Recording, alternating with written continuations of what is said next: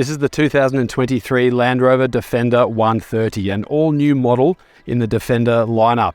It's a little bit different to the old 130, as you can see, but this adds a bit more length and a proper third row in the back there. So this Defender 130 now competes quite head-on with the likes of a Toyota Land Cruiser and a Nissan Patrol. The 110's been around for a little while now, but it had a very short overhang at the rear and a third row that was optional and very tight. Not the case here. You can seat up to 8 in this Defender 130, and it's built upon the same D7 aluminium based architecture of the whole Defender family. Now we're here to put this car through its paces. We're going to go off-road, we're going to go driving in some dunes, see how good this thing is, see what this powertrain is like, but also we're going to dig through the interior and see if this actually works as an 8-seat family SUV. Let's get stuck into it. The new Defender 130 will land in Australia in only one specification level, that's SE, and it's arriving in the coming months to local showrooms. There is plenty of specification here, including a sliding panoramic sunroof, 4-zone climate control, and a third row of seats as standard fit.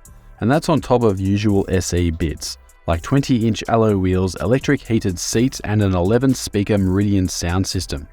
2 powertrains will be available, both of which are 3-litre 6-cylinder units.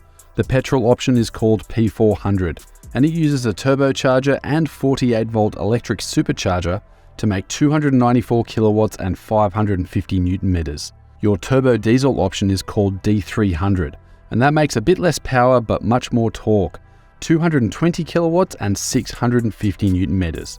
Both of these engines run through an 8-speed automatic gearbox with a low-range transfer case and electronically controlled clutch-based 4-wheel drive system. The Defender 130 is priced from $124,150 for the diesel option or $131,650 for the petrol, and that's both before on-road costs. Along with having room for 8 on board, this Defender 130 gets an increased GVM for more payload, but the braked towing capacity and gross combination mass figures both have been reduced. This Defender 130 can only tow 3 tons braked, and that's half a ton less than a 90 or 110. Here's the interior of the Defender 130. Now you'll notice that this is a left-hand drive model. I am overseas doing this drive, but obviously the right-hand drive ones will be in Australia. And up front here, there isn't a whole lot of difference in terms of what's going on with this 130. All of that change is in the back, but I do want to run you through this interior. It's one of my favorites actually in terms of a modern day 4-wheel drive. I like that there's a lot of storage going on. You've got this shelf here, it's rubberized, you've got a USB power outlet there as well.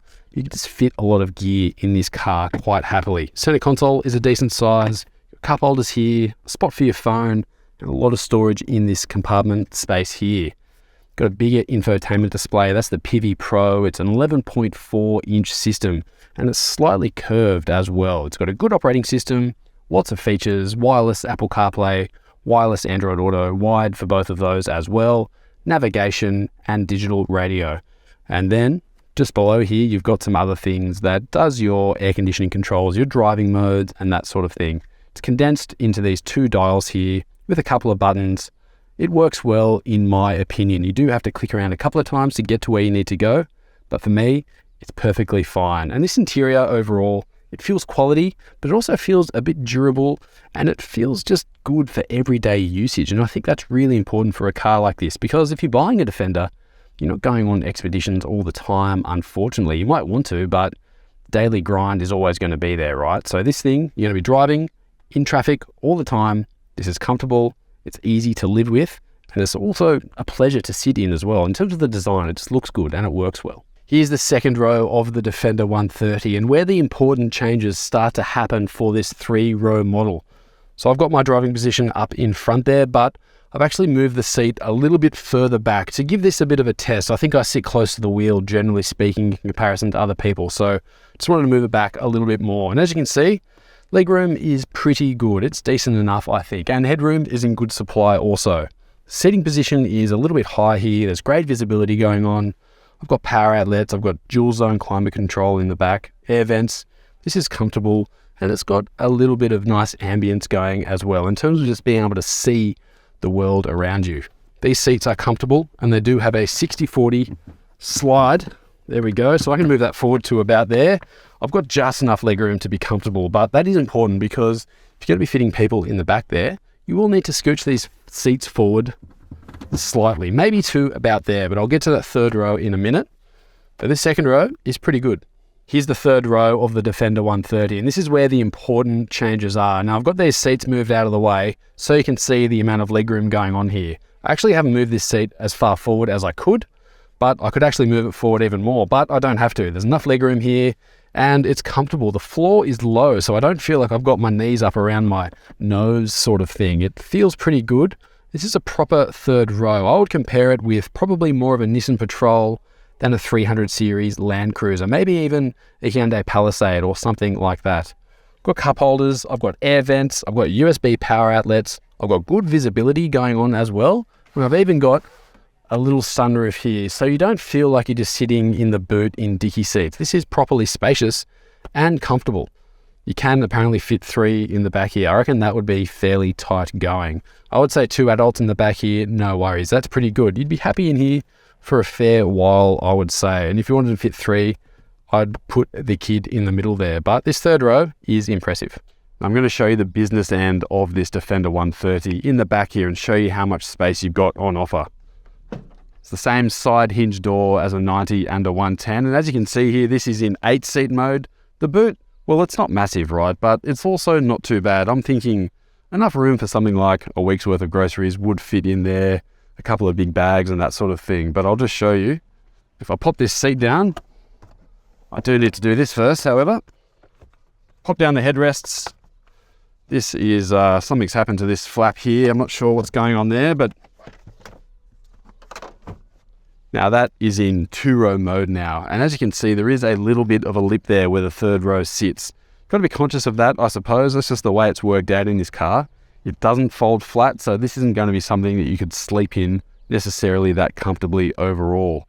But there is more space here on offer. And if you just want a large boot, you can option the Defender 130. It's a no-cost option as a 5-seater, and that increases the amount of space because you get that room back there where the seats go. But I think this works well overall. Currently behind the wheel of a first edition specification. That's something that we're not getting in Australia, but I've got the P400 powertrain here. Australia does also get the diesel D300, but we don't have that on test at the moment. But I've spent time behind the wheel of diesel powered Defenders before, and the powertrain doesn't change so much. And the driving experience overall is very similar to a 110, and that is a good thing. We've got high levels of refinement in this car. Powertrains are fantastic. This P400 engine, it's got a lot of torque and it's nice and responsive, and it's a really enjoyable inline 6 engine. You forget how nice and sweet they can be in terms of how they rev, how they sound and how they respond. But I think Australia will be more fond of the D300 as well. It's got a bit less power but more torque, and that is also quite a nice engine to drive. In terms of suspension and steering, this 130, it's very similar to a 110 overall. It sits on the same wheelbase, it's got the same platform and all of that sort of thing. So it's kind of hard to tell when you're driving it what the difference is really. And that is a good thing. This is a very nice car to drive. It feels well connected, but also refined and premium at the same time. We've done some off-roading, and all of the off-roading we've been doing is sand driving, up and down dunes, some fairly dynamic sand driving as well, which has been really interesting and very, very good fun. What I've found with this Defender is it's extremely good and extremely capable as long as the driver is up to the job of really pushing this car as far as it can go. That power that's available, you've got nearly 300 kilowatts available in this P400 engine, and it feels very responsive in the mid-range and nice and torquey down low because it's got that 48 volt supercharger there that effectively feeds compressed air into the turbo before boost comes on. It's a smart design and it works really well. It felt torquey when it bogged down, and it had power up top as well to get us out of a couple of situations where the sand was steep and the sand was soft, but we had the power to get out of there.